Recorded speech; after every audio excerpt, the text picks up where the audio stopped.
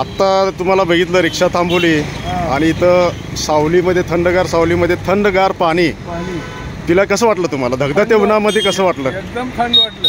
म्हणजे कशी सोय कशी केली? म्हणजे MK फाउंडेशन जे महादेव कोळनुरे मित्र परिवार आहे त्यांच्यातर्फे कसं वाटतंय? म्हणजे सोयीस्कर म्हणजे सर्वीकडे त्यांनी असं ठेवलेलं आहे. रिक्षावाल्यांचं इथं सगळ्या चांगल्या प्रकारे सोयीस्कर केलेलं. मी आता पण पाहिलं की रिक्षामध्ये बाटली ठेवली जाते, गरम पाणी होतं.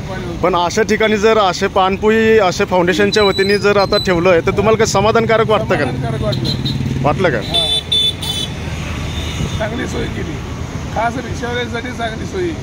रिक्षावाल्यासाठी पण हे जे आता लोक चालत वगैरे येतात पाणी म्हणतात, हे थंड झार वगैरे असे ठेवलेले आहेत, ते पिलं की माणसाला समाधान पिऊन वाटतं. म्हणजे MK फाउंडेशनचं काम चांगलं आहे म्हणायचं. चांगलं आहे ना? एकदम चांगलं.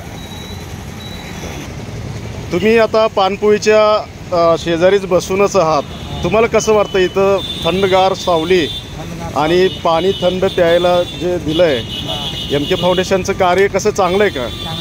चांगलं आहे.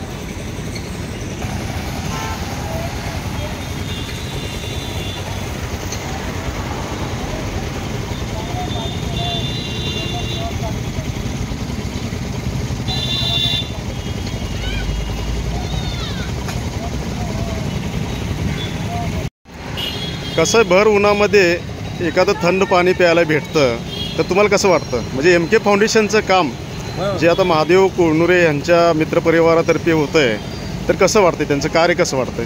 चांगलं आहे. चांगलं आहे. म्हणजे आनंद वाटतंय. थंडगार सावली, पाणी प्यायला थंड, सोयीस्कर.